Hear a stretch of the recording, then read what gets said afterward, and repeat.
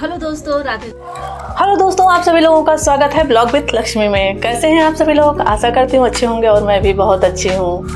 आज मेरा टॉपिक है यूट्यूब पर अपनी बहनों को खुद से मिलाने का। मैं अपनों बहनों से ये सवाल करना चाहती हूँ कि आप लोग कहाँ खो गए हैं, और मेरा भी यही खुद का भी सवाल है कि हम कहाँ खो गए हैं। आपको याद है कि जब हम पैदा हुए थे, चाहे कितना भी संपन्न परिवार हो, चाहे कितना भी छोटा परिवार है, फर्क नहीं पड़ता, सोच एक है। हम चाहे खुद भी हम ना क्यों ना हो, लेकिन सोच एक है। क्या कभी आपने सुना है कि डॉक्टर ने बताया कि आपके यहाँ बेटी हुई है? तो कितने लोग खुश हुए? कमेंट में ज़रूर बताइएगा। 2 सेकंड के लिए सबके चेहरे पर 12 बजते हैं। 2 सेकंड के लिए सबके चेहरे पर 12 बजते हैं कि हमारे घर बेटी हुई है। ठीक है। और कहते हैं ना, जिस चीज़ की शुरुआत अच्छी नहीं होती है वह कभी अच्छा नहीं होता है। एग्जाम्पल मैं आप लोगों से बताना चाहती हूँ। जितना मुझे जानकारी है उतना मैं आप लोगों से एग्जाम्पल बताना चाह रही हूँ। मैंने महाभारत में देखा कि जब माता द्रौपदी का हवन कुंड से प्रादुर्भाव हुआ, वो जन्म ली, तो राजा द्रुपद खुश नहीं थे। क्यों? क्योंकि उनको पुत्र रत्न की जरूरत थी। युद्ध चल रहे थे तो उन्हें पुत्र रत्न की जरूरत थी कि मेरा बेटा मेरा साथी बनेगा। लेकिन वहाँ पैदा क्या हुआ? बहुत जतन से, बहुत प्रयास से, अग्नि से, हवन कुंड से मंत्रोच्चारण के बाद पैदा हुई माता द्रौपदी। पिता खुश नहीं थे, इसीलिए आप उनके जीवन को देखिए। उनका जीवन, वो बच्ची पैदा नहीं हुई थी, वो एक नौजवान युवा युवती पैदा हुई थी। ठीक, लेकिन उनके पिता खुश नहीं हुए। द्रौपदी के पैदा होने पर उनके पिता खुश नहीं हुए, उन्हें दुख हुआ। तो आप लोग रिलेट करिए कि माता द्रौपदी के पैदा होने के बाद से उनके जीवन में कितनी सारी घटनाएं घटित हुई। उनको कभी सम्मान की दृष्टि से किसने देखा? किसी ने देखा। उनके साथ कितना परेशानियों भरा उनकी जिंदगी था। उनके जीवन में कितने दर्द थे, कितनी प्रॉब्लम्स आई। वो प्रॉब्लम्स इतनी बड़ी थी कि भगवान श्री कृष्ण को आना पड़ा। तो उसी तरीके से हम महिलाओं का भी जीवन है। लेकिन ध्यान रखिए, हम सिर्फ श्री कृष्ण को महसूस कर सकते हैं, हमारे लिए श्री कृष्ण नहीं आएंगे, क्योंकि यह कलयुग है। यहाँ श्री कृष्ण नहीं आएंगे। हमें खुद ही उनके विचारों से, उनकी तरह अपनों से, अपनों के बीच लड़ना होगा। ठीक है बहनों, आप लोग, मैं अपनी भाषा में आप लोगों से समझाना चाह रही हूँ, आप लोगों से बातें करना चाह रही हूँ, कि आप लोगों से टॉपिक पूछना चाह रही हूँ कि आप लोग कहाँ खो गए। एक बेटी जब पैदा होती है, माँ बाप उसे धीरे धीरे पहचानने लगते हैं। धीरे धीरे बेटी भी प्यार करती है और माँ बाप भी, परिवार भी उसको चाहने लगता है। और चाहत इतनी बड़ी हो जाती है कि 18 से 20 साल कब बीत जाते हैं बेटियों को एहसास नहीं होता। अगर बेटी खाना बना के लाई है, भले ही सब्जी में नमक कम है, चावल कच्चे हैं, रोटी जली हुई है, फिर भी अपने पापा से पूछती है कि पापा खाना कैसा बना है? तो आवाज़ आती है, बेटा बहुत बढ़िया। कोई भी काम बेटी करती है अपने पापा से ज़रूर पूछती है, पापा कैसा है? पापा उसे समाज का अनुभव नहीं कराते हैं, बस उसको खुश रखने के लिए कहते हैं कि बेटी बहुत अच्छा, तुम अच्छा कर सकती हो। ठीक है, बेटियों को कभी रोका नहीं, कभी टोका नहीं, उन्हें कभी बताया नहीं कि आपके जीवन में क्या होने वाला है या क्या होगा। वो जो भी काम करती थी करती, उनको पढ़ाई के लिए पढ़ने जाती, कॉलेज जाती, जो समय बचता अपना और भी कामों पर ध्यान देती। लेकिन अचानक उनके जीवन में एक मोड़ आता है और वो मोड़ है शादी। वो मोड़ है शादी। शादी के लिए पता नहीं वो तैयार है कि नहीं। आ जाता है फरमान कि शादी आपको करना है, आपके लिए शादी देखी गई है, लड़का देख लिया गया है। ठीक है, वो जाते हैं, शादी उनकी हो जाती है। अब थोड़ा सा ज़माना बदल गया है, थोड़ा सा, ज़्यादा नहीं कहूँगी कि ज़्यादा बदल गया, बस थोड़ा सा बदला है। आप 15 से 20 साल पीछे जाइए, शादी फिक्स हो जाती थी, लेकिन कोई भी बहन ये नहीं पूछती थी पापा लड़का क्या करता है। सारी चीज़ें पापा से पहले पूछती थी, पापा ये हमने किया, वो किया। लेकिन जब पापा ने लाइफ पार्टनर चुना तो उसने सवाल नहीं किया, ना उसने पूछा कि पापा लड़का क्या करता है, या पापा फैमिली बैकग्राउंड क्या है, या पापा हम वहाँ अच्छे से रह पाएंगे कि नहीं। जिस तरीके से आप देखभाल करते हो, हमारा कोई वहाँ देखभाल करेगा कि नहीं। क्यों? क्योंकि हमें आदत पड़ गया है देखभाल करने की। जन्म के बाद माँ बाप ने देखा, संभाला, जो ज़रूरत थी पूरा किया। थोड़ी बड़ी हुई तो चाहे छोटा भाई हो चाहे बड़ा भाई हो, उसने संभाला, उसने हमें सपोर्ट किया। जिस भी चीज़ की ज़रूरत हो, जो भी परेशानियां हो, उसने सपोर्ट किया। तो भी हमने कभी ये नहीं सोचा कि क्या मैं खुद की जिम्मेदारी खुद ले सकती हूँ। नहीं, क्योंकि हमें इतना प्यार से पाला गया था। पापा जो देते थे, पापा जो सपोर्ट करते थे, वही हमारी लाइफ लगती थी बहुत शानदार लाइफ। भाई आते थे, छोटे हो या बड़े हो, सपोर्ट करते थे, कुछ लेके आते थे, तेरे लिए लेके आया हूँ, बड़ा अच्छा लगता था। लेकिन हमें कोई ये बताने वाला नहीं था कि तुम्हारी ज़िंदगी में जो ये खुशियों के पल हैं ये कितने दिनों तक है। नहीं, हमें सिर्फ ये बताया जाता था कि तुम्हारी शादी अच्छे घर हो जाएगी, तुम वहाँ, ये तुम्हारा घर नहीं है, वहाँ जाओगे, रानी बनकर रहोगे। लेकिन कभी उन्होंने ये नहीं बनाया कि यह वो रानी होगी जो किसी के ऊपर शासन नहीं करेगी, यह वो रानी होगी जो किसी के ऊपर शासन नहीं करेगी, नौकरानी बन के रहेगी। कभी ये नहीं बताया। ठीक, शादी होने के बाद वो बेटी जिम्मेदारियों से घिर गई, पत्नी बन गई, बहू बन गई, माँ बन गई, परिवार की जिम्मेदारियाँ उसके ऊपर आ गई। धीरे धीरे धीरे धीरे एक एक जिम्मेदारियाँ उसके ऊपर डाली गई और वह बखूबी निभाती गई।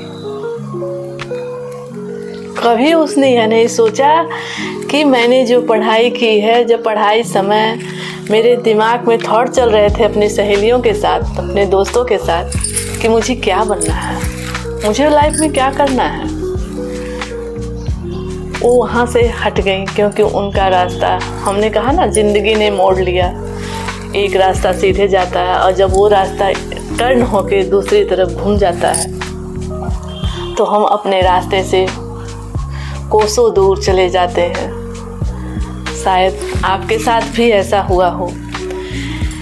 धीरे धीरे हम लोग अपने जीवन के उस पड़ाव पर नहीं पहुंचते जहां हमें पहुंचना चाहिए, बल्कि हम दूसरे पड़ाव पर इतने दूर चले जाते हैं कि दोनों का शेप ही बदल जाता है। एक रास्ता इधर, एक रास्ता उधर। हम लोग अपने मुकाम पर नहीं पहुंचते हैं, जिम्मेदारियां इतनी बढ़ा दी जाती हैं। ठीक है, मेरा आपने पहले सिंपल साधारण आपने थंबनेल देखा होगा, जो हमने थंबनेल पर फोटो लगाया है, वो लुक शादी के पहले का था, जो अब बहुतों को पसंद नहीं आता। क्यों? क्योंकि हम सभी महिलाओं के आदत में बिंदी डाल दी गई है, कान में प्यारे से झुमके पहना दिए गए, हाथों में चूड़ियाँ पहना दी गई हैं, पैरों में पायल पहना दिए गए हैं, मांग में सिंदूर लगा ली है। ये सब पहनने के बाद हम अपने पीछे 20 साल के वजूद को ही भुला बैठे हैं। हमारा क्या है? बाप के घर से हमें जो सरनेम मिला था वो भी हमारा छूट गया, जो बाप का घर था वो भी छूट गया, जो रिश्ते थे वो भी पीछे रह गए। नए रिश्ता, नया परिवार, नया घर, पति, बच्चे सब मिले, लेकिन कहने के लिए अपना कौन है? कभी आपने सोचा कहने के लिए अपना कौन है? परिवार से आप लोगों की नहीं बैठी, हम महिलाओं की नहीं बैठी, उनके विचार नहीं बैठे, उनके व्यवहार नहीं बैठे। बैठने का मतलब मिलना, नहीं मिले तो तुरंत हम महिलाओं को हटा दिया जाता है, अलग कर दिया जाता है, दूर कर दिया जाता है। उनको ये समझ में नहीं आता कि ये भी तो बच्ची है, ये भी तो बेटी है। नहीं, शादी होने का मतलब कि आप दादी अम्मा बन गए हो। दादी अम्मा से भी बड़ी कोई पोस्ट होगी तो आप वो भी बन गए होगी, क्योंकि जब बहू आती है ना तो दादी अम्मा का भी अक्ल काम नहीं करता। वो छोटी सी परी, वो नन्ही सी बेटी, वो नन्ही सी गुड़िया जिसको अपने जीवन के बारे में कुछ नहीं पता, उनको धीरे धीरे जिम्मेदारियों के बोझ तले दबाया जाता है।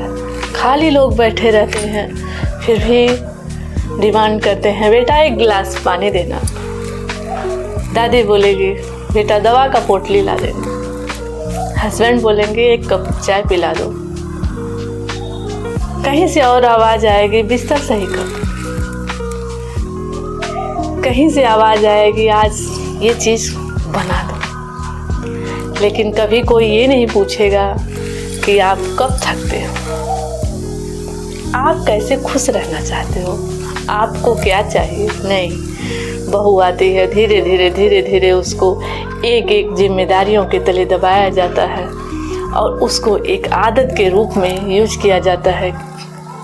वो किसी और चीज़ के बारे में सोचती ही नहीं। सुबह उठेगी, उसको क्या याद आता है? आप लोग कमेंट करके ज़रूर बताइएगा कि जब आप सुबह सो के उठते हो तो आपको क्या याद आता है। मैं बताती हूँ, आपको ये याद आता है कि सुबह उठने पर बच्चे लोग स्कूल जाएंगे, उनके लिए टिफ़िन देना। परिवार में और कोई भी हो, पति हो, और भी फैमिली के जो भी सदस्य हों, उनको अगर ऑफिस जाना है, अपने जॉब पे जाना है, अपने ड्यूटी में कहीं भी जाना है, उनको टिफ़िन देना है। ये चीज़ हमारे दिमाग में आएगा। क्यों? क्या हम ही सबका बोझ लेके बैठे हैं? हमें सबका जिम्मेदारी लेके बैठे? नहीं, वो हमारे आदत में डाल दिया गया है। घर साफ नहीं है, कौन साफ करे? बहू है ना। लेकिन जब त्योहार आता है ना, आज नाग पंचमी है, इसी तरीके से त्योहार जब आते हैं तब कभी नहीं कोई पूछता होगा, एक आध पूछ लेते होंगे, कभी कोई नहीं पूछता है कि बेटा त्योहार आ गया है, तुझे क्या चाहिए। बहुत ही लायक पति होगा, पूछता होगा क्या चाहिए, या कुछ दिखावे में भी कह देते होंगे कि क्या चाहिए, पर मन से कोई नहीं कहता। क्यों? क्योंकि जब खुद के बारे में हम सोचना छोड़ दिए हैं तो हमारे बारे में कोई क्या सोचेगा? खाक सोचेगा, हमारे बारे में कोई नहीं सोचेगा। हम क्यों अपनी आदत बना लिए हैं कि ये साड़ी कोई देगा तो घर का सदस्य देगा, ये झुमके कोई देगा तो घर का कोई पर्सन देगा, ये माला देगा तो घर का कोई पर्सन देगा, हाथ में घड़ी देगा तो कोई देगा, चूड़ियाँ देगा तो कोई और देगा। ये बिंदी जिसको मैंने या आपने अपना शादी के बाद यही गेटअप, यही लुक बना लिया है कि यही मेरी पहचान है। ठीक, यही मेरी पहचान है, इसको कौन ला के देगा? आपने कभी सोचा? पूछिए मेरे फौजी भाइयों से कि वो लोग फौज के सीमा पे जॉब करते हैं, वर्दी उनके खुद के पैसों की होती है। पूछिए ना पुलिस वालों से, 24 घंटा ड्यूटी में रहते हैं, उनकी वर्दी खुद के पैसे की होती है। वो उनकी पहचान है, उनकी पहचान है, और उस पहचान के लिए वो जॉब कर रहे हैं, गवर्नमेंट उनको सपोर्ट कर रही है। लेकिन उनकी वर्दी जो होती है, जहाँ तक मुझे मालूम है, उनके खुद के पहचान की होती है, खुद के पैसे की होती है। लेकिन जो हम एक रूप धारण किए हैं, जो हम एक इस तरीके से पहन के घूम रहे हैं कि कोई देखते ही पता चल जाए कि हाँ, ये किसी के घर की बहू है, ठीक, ऐसा लुक जो हमने पहने हैं। कभी हमने सोचा कि इस बिंदी को खरीदने के लिए हमारे पास 5 रुपए मेरे अपने होने चाहिए? कभी हमने सोचा ये जो हमने कपड़े पहने हैं, इसके जो 1500 हो, वो मैं अपने लिए, मैं खुद के पैसों के खरीदूं? नहीं, क्योंकि मुझे और आप सब बहनों को आदत पड़ गया कि कोई ला के दे, और इसी ला के देने के सिलसिले से हमारी ज़िंदगी बद से बदतर हो गई है। आप सोचो, जिस तरह आपको कोई कुछ चीज़ दे रहा है, चाहे घर में माता पिता हो, भाई बहन हो, हस्बैंड हो, परिवार के अन्य सदस्य हो, जैसे आपको खुशी होती है कि उसने मेरे लिए साड़ी लाया, उसी तरह आप उनको देने की कोशिश करें। और वो कहाँ से आप करेंगे? जब आप 4 पैसे अपने पास इकट्ठा करेंगे, ठीक है। अब आप मुझसे ये सवाल मत पूछिएगा कि मैं 4 पैसे कैसे लाऊं। क्यों? क्योंकि हमारा 40 साल एज, हमने बहुत कुछ सीखा है अपने जीवन में, ठीक है। उसे करने की कोशिश करिए। ये साड़ी, ये ब्लाउज हम रेगुलर पहन रहे हैं, कभी हमने बनाने के बारे में क्यों नहीं सोचा? सोचना चाहिए था ना। साड़ी पहने हैं 5 मीटर लंबी, 5.5 मीटर लंबी, इसमें फॉल लगा है। आप लोग बहुत खुश होते हो तो किसी दूसरे को दे देते हो कि ले जा, उनके यहाँ दे के आ, वो साड़ी में फॉल लगाएंगे। क्यों? कभी हम नहीं लगा सकते? आप खुद को प्रिपेयर करिए, नहीं तो सम्मान आपको नहीं मिलेगा। सम्मान के लिए आपको लड़ना होगा, और आत्मबल के साथ, आत्मविश्वास के साथ आप तब तक सबके पैरों तले कुचले जाएंगे जब तक अपना स्वाभिमान दूसरों को कदमों में धकेलते जाएंगे। आप खुद को चेंज करो, खुद को बदलो। अगर आपको एक बिंदी की ज़रूरत है ना, तो आप खुद जाके मार्केट से ले आओ। दूसरों से ना बोलो कि मुझे चाहिए। हाउस वाइफ बन के, बेचारी बन के घर में मत रहिए, आगे बढ़िए और खुद को खोजिए। एक खोज जारी रखिए, एक तलाश जारी रखिए कि मैं कौन हूँ, मेरे क्या अरमान है, मेरे क्या ख्वाब है, मैं कौन हूँ, मेरी पहचान क्या है। आप खोजिए। मैं गारंटी के साथ कहती हूँ, आपको बहुत मज़ा आएगा खुद को खोजने में और खुद को पहचानने में, बहुत मज़ा आएगा। आपको किसी की सपोर्ट की ज़रूरत नहीं है। आप उठिए, खुद खोजिए, घर के कामों को जल्दी निपटाइए और बाहर निकलिए। आपके दिमाग एक्टिव होंगे, काम करने की शैली आपकी बढ़ेगी। आप सोचोगे, आपके जीवन में लोग आएंगे, आप उनसे मिलोगे, आप जानोगे दुनिया में क्या हो रहा है, ठीक है। नहीं तो आपके साथ रहने वाली जो हाउस वाइफ है, जो गृहिणी है, उनसे पूछिए।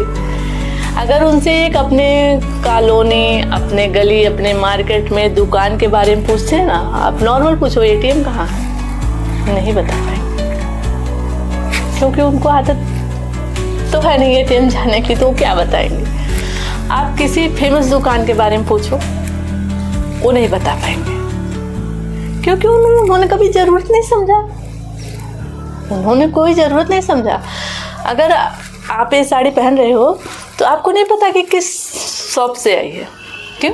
क्योंकि आप ज़रूरत नहीं समझते। जब आप किसी के बारे में जानेंगे नहीं तो आपको कौन जानेगा।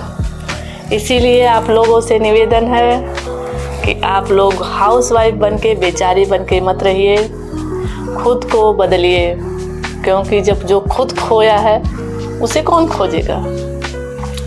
जो खुद गुम गया उसे कौन खोजेगा। अपनी पहचान बनाइए, आगे बढ़िए और मिलते हैं आप सभी लोगों से अपने नेक्स्ट ब्लॉग वीडियो में।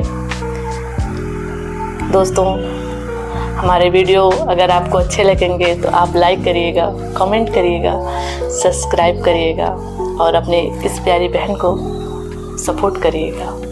राधे राधे, जय श्री कृष्ण। मिलते हैं नेक्स्ट ब्लॉग में।